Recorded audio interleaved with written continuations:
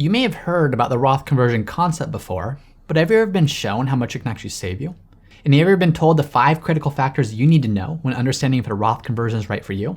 Well, in today's video, I'm going to actually walk you through a client Roth conversion analysis so you can understand how much it can possibly save you, and I'm also going to walk you through the 5 critical factors you need to know to determine if it's the right thing for you to do in your situation.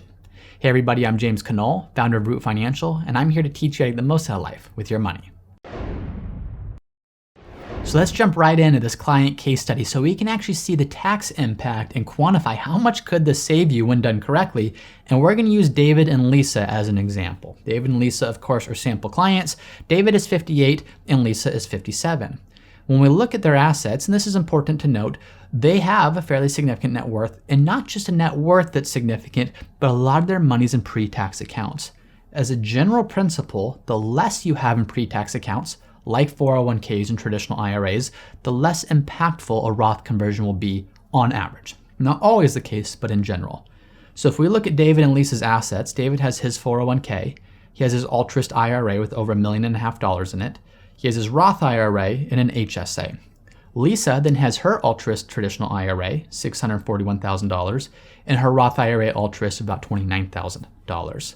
Then they have some joint account assets. They have their savings account and they have their joint account. And then they have their primary home that's fully paid for.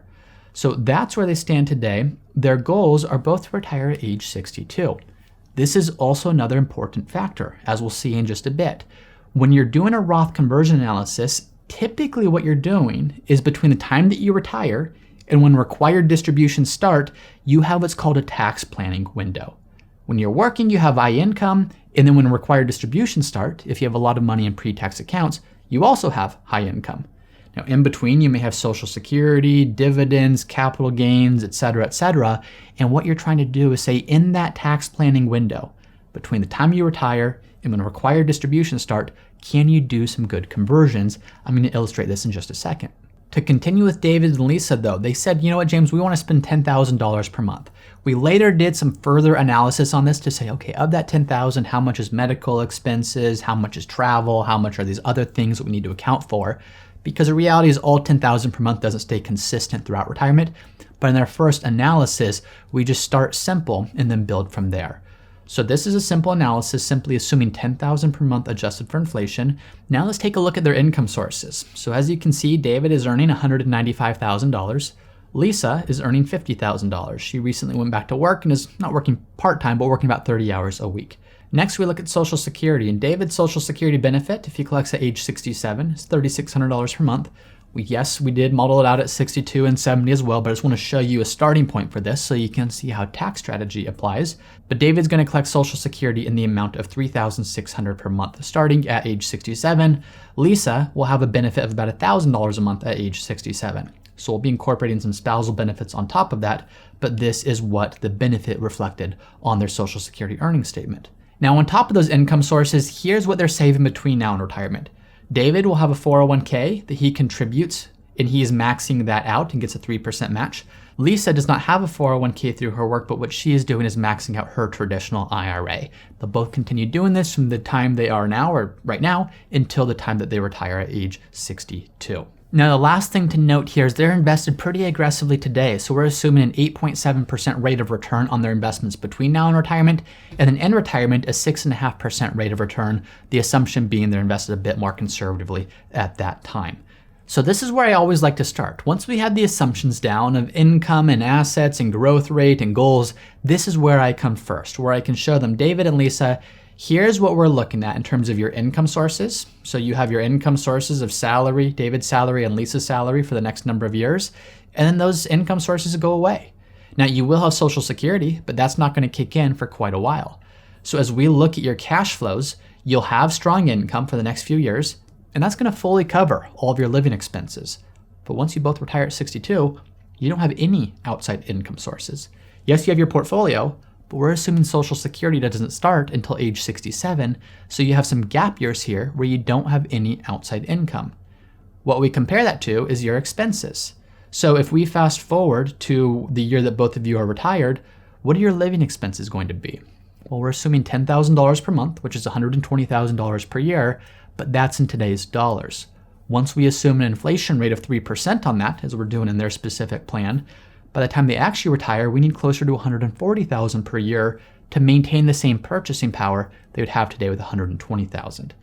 So as we look at that, we say, here's your income flows, so 0 the first several years.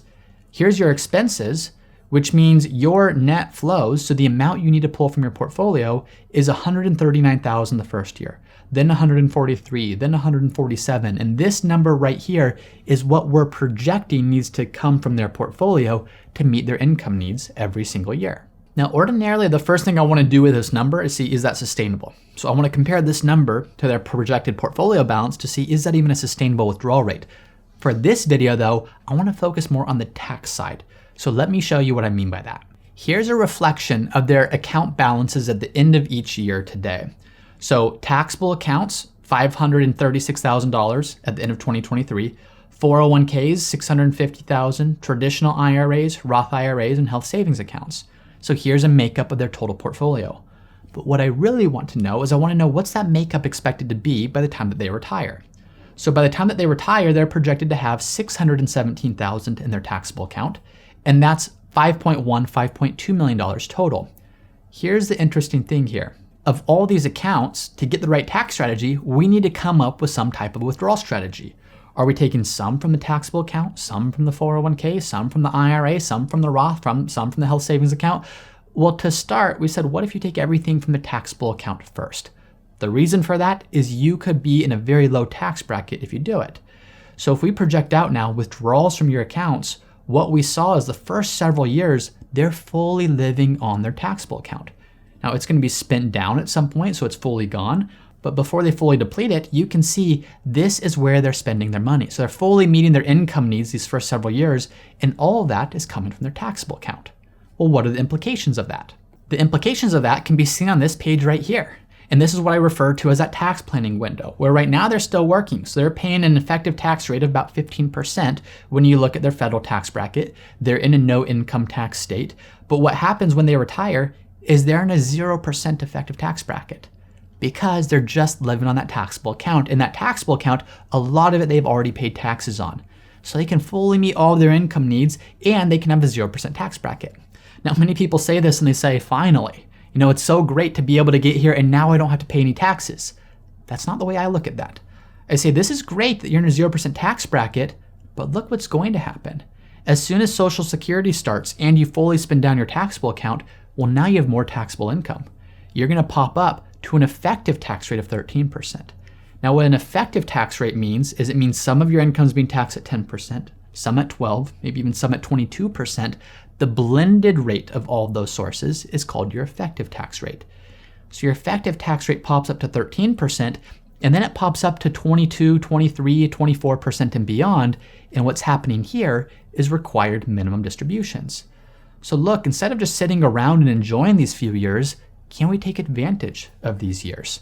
I'll show you how we do that. This is the page we come to next to show them just that.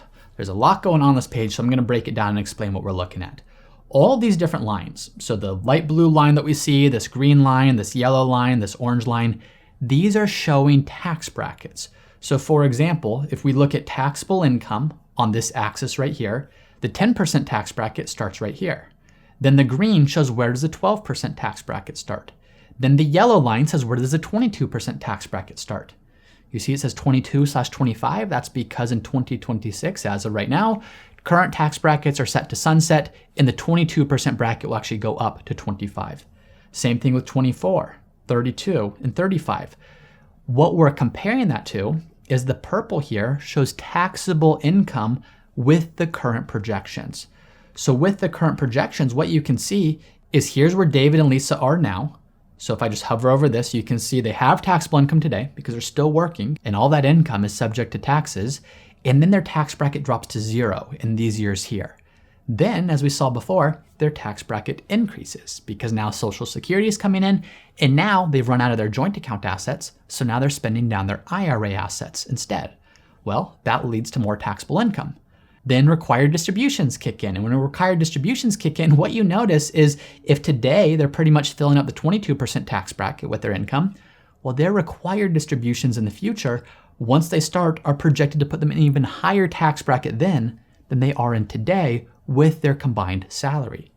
Not just that, but if you look all the way to the end of retirement, they're projected to be in just about the highest income tax bracket because of all the money they have in pre-tax accounts. So yes, at first they really enjoyed being in the 0% tax bracket here, but when I showed them, I said, look, the risk is if we don't do anything during those years, you're going to be in an extremely high tax bracket in the future. We need to do something today. So here's what that looked like. Granted, there's a few assumptions being made in this, but I want to show you very clearly how do you plan for something like this.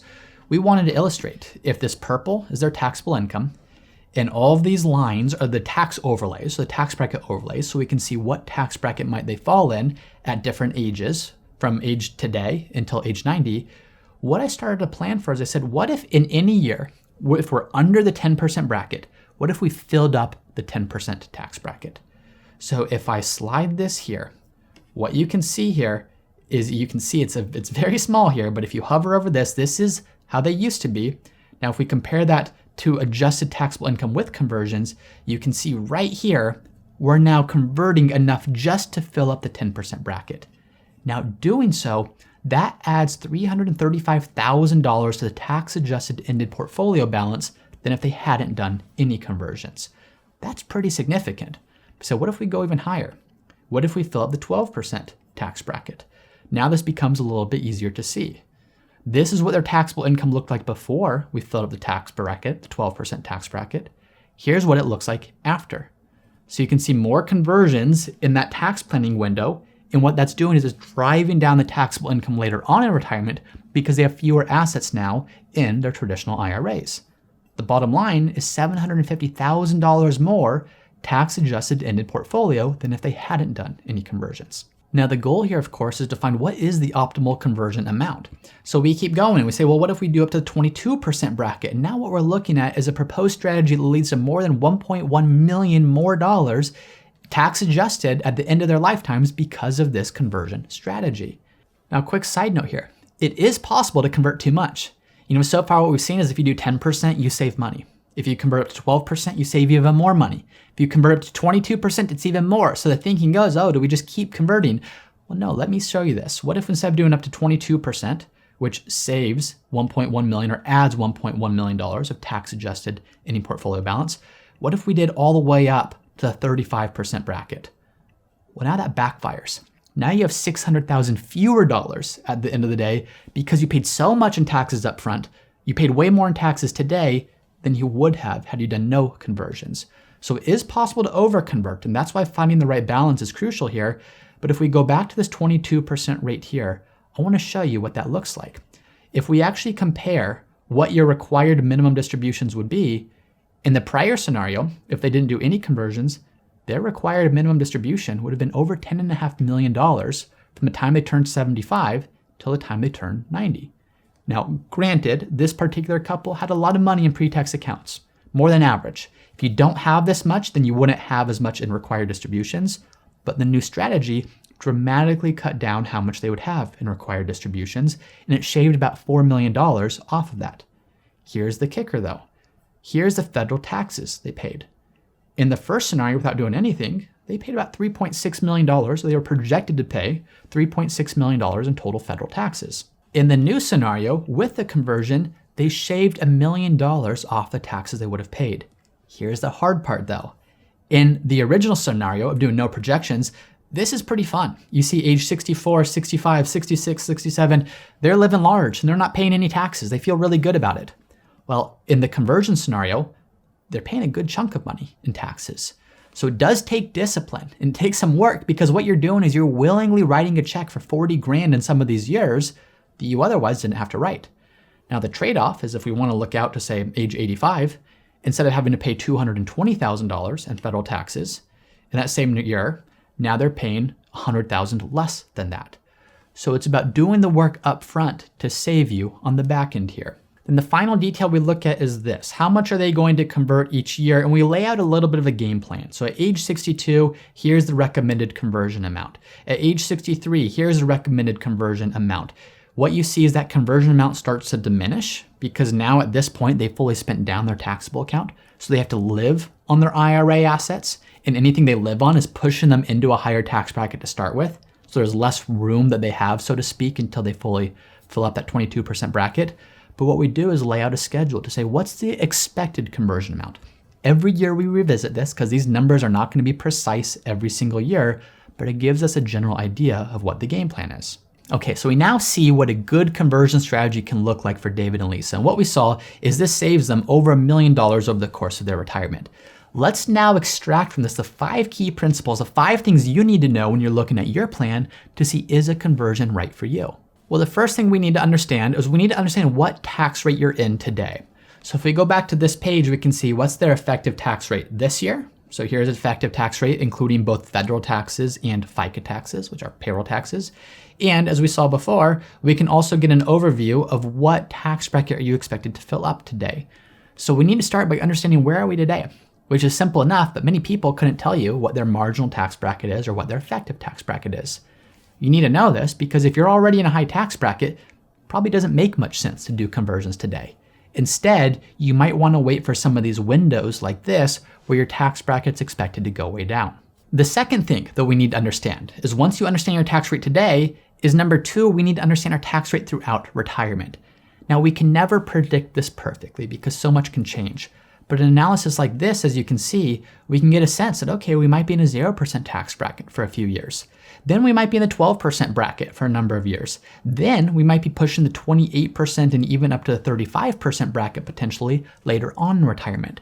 So by getting a general idea of what's the lay of the land here, where are we today in step 1, but then number 2, comparing that to where we might be, and understanding it's probably a shifting target, that's the second thing that you need to be aware of. The third thing you need to be aware of is what's called the terminal tax rate. So you may have seen that here, terminal tax rate right there. What is this? Well, this is a very misunderstood aspect of Roth conversions for most people. Is the terminal tax rate is what tax rate would your heirs ultimately pay to inherit these assets? So for a lot of people, when they're doing Roth conversions, it's not just for them, but it's also so they don't leave their children with all their money in a pre-tax account that they then have to distribute over the next 10 years. You know, if you think about it, if your children have high income potential, maybe they're in their peak earning years when you pass and leave them these assets.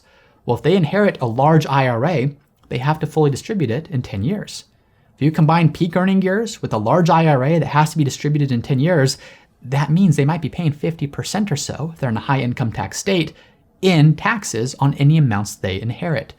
So the terminal tax rate is kind of an estimate of what tax bracket might your heirs be in when they inherit these assets, because if they're in a much higher tax bracket, then if you're doing Roth conversions as part of legacy planning, you want to not just consider your tax bracket, but also theirs. Let's take a look at an example. Let's go back to what we were looking at before of what if you fill up the 22% tax bracket here. Well, this shows you the tax adjusted ending portfolio, but it's also assuming a terminal tax rate of 20%. You can see if we increase this here, because we say, you know what, our kids are going to inherit this at a really high tax bracket. Well, that increases the actual value of these conversions. Because we're not just comparing it to where you are today, but where will your children be in the future? So it's an integrated combination of both your current rate, your future rate, and your children's rate. Versus what if you have a 0% estimated terminal tax rate? Well, now the proposed strategy that would have saved you $1.1 million, now it's only saving you $300,000. You might say, well, who on earth would possibly have a 0% terminal tax rate if you're giving this money to a charity? So if a charity is the beneficiary of your IRA instead of an individual, they have a 0% tax rate. So that's the tax rate you'd want to run this with if a child is not the beneficiary. Now here's the kicker. If you run this and say, okay, the proposed strategy being converted up to the 22% bracket gives you an extra $304,000, here's something interesting to note. You want to rerun these numbers again.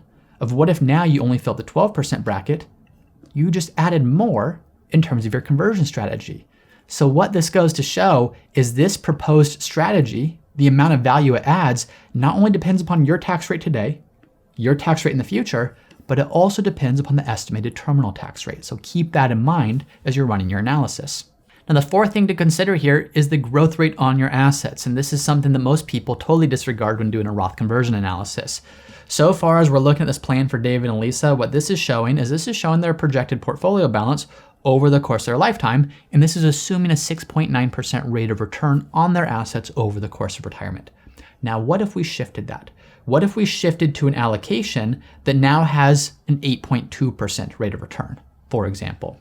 Well, of course, there's no guarantee that they get that, but if they did, all of a sudden this new plan has $3.7 million more at the end of the day than the previous plan did. That sounds great, and that is great, but keep in mind, a lot of that growth is now happening in their pre-tax accounts. What does a bigger pre-tax account mean? It means more required distributions. So if we go back to this page, this is what their plan looked like before in terms of their taxable income at various ages, assuming a 6.9% rate of return on their assets. If we shift that to saying, look, now you're gonna have an 8.2% rate of return, you can see how that changes their estimated taxable income later on in retirement. Now they're fully expected to be at and even above the top tax rate later on in retirement. Well, what does that mean? Well, previously, when we filled up the 22% tax bracket, it saved them about $1.1 million with the proposed strategy. Now, it's estimated to save them $1.76 million with the proposed strategy.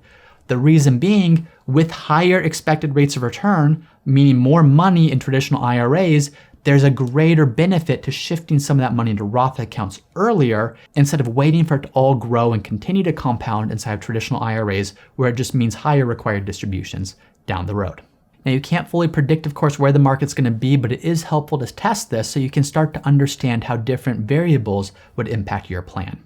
Now, number 5, the 5th thing that you need to consider is the duration of conversions. I see some people get into a one-track line of thinking of, okay, I need to convert up to the 12% bracket forever, or up to the 22% bracket forever, or 24% forever. Well, as you think about that, you don't have to do it that way. In many cases, it makes sense to convert for 5 years and then stop, or maybe for 10 years and then stop. So as you do this planning, yes, Roth conversions can be very beneficial, but don't get into one track line of thinking of you have to do a certain amount and do so forever. Test different amounts, test different durations, because sometimes those things can add way more benefit than simply doing one thing and doing it forever. Now here's the thing with Roth conversions at the end of the day. They have the potential to save you hundreds of thousands of dollars, maybe even millions of dollars over the course of your retirement. But I always look, when I'm doing this for a client, to see is there any reason I shouldn't do a Roth conversion? They do require you to pay taxes up front, and if we can avoid that tax payment, I'd like to do so. So before I ever do any conversions, I first look to see is there any reason not to do a conversion for this particular client. I made a video that talks you through the various reasons you might not want to do conversion, and I show that on the end screen here. So before you go do any conversions, make sure you check out that video to see the instances in which it doesn't make sense. Once again, I'm James Knoll, founder of Root Financial, and if you're interested in seeing how we help our clients at Root Financial get the most out of life with their money, be sure to visit us at www.rootfinancialpartners.com.